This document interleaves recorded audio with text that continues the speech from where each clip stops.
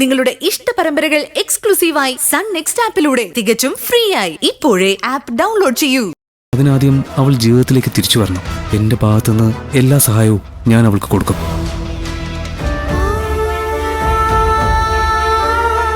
ശിവാനിക്ക് എന്തെങ്കിലും സംഭവിച്ച അമ്മാവും പിന്നെ ജീവിച്ചിരിക്കില്ല. എങ്ങനെയൊക്കെ വഴിപിഴച്ച് നടന്നാലും എന്തെങ്കിലും അവള് നന്നാവൂന്നുള്ള പ്രതീക്ഷയില്ല അമ്മാവൻ ജീവിക്കുന്നത്. എനിക്കറിയാം നിധി, നമുക്ക് പ്രാർത്ഥിക്കാം. നിന്റെ പ്രാർത്ഥന ദൈവം കേൾക്കും. മോളെ ശിവാനി, എവിടെ എന്റെ മോള്?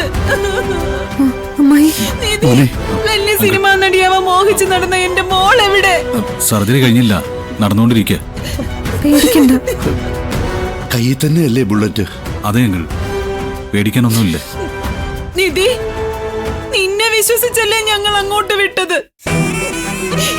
പിന്നെ ഇങ്ങനെ ഒരു ആപത്തിൽ അവൾ എങ്ങനെയാ പെട്ടത്? ആ സമയത്ത് ശിവാനി അങ്ങോട്ട് വന്നത് എന്തിനാണെന്ന് എനിക്കറിയില്ല അമ്മായി. ഇത് വിധിയാ. ഗൗതം സാറിനെ രക്ഷിക്കാനുള്ള നിയോഗം ഇന്ന് ദൈവം ഏൽപ്പിച്ചത് ശിവാനിയായിരുന്നു.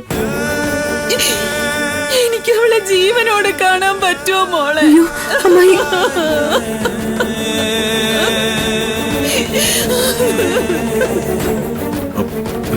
കരയല്ലേ അമ്മായി.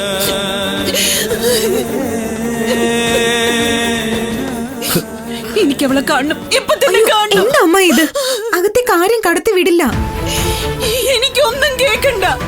അവളെ എനിക്ക് ഇപ്പൊ തന്നെ രേണുവേ, അവിവേകം ഒന്ന് കാണിക്കരുത് രേണു. ഡോക്ടർമാർ അവരുടെ ജോലി ചെയ്യട്ടെ.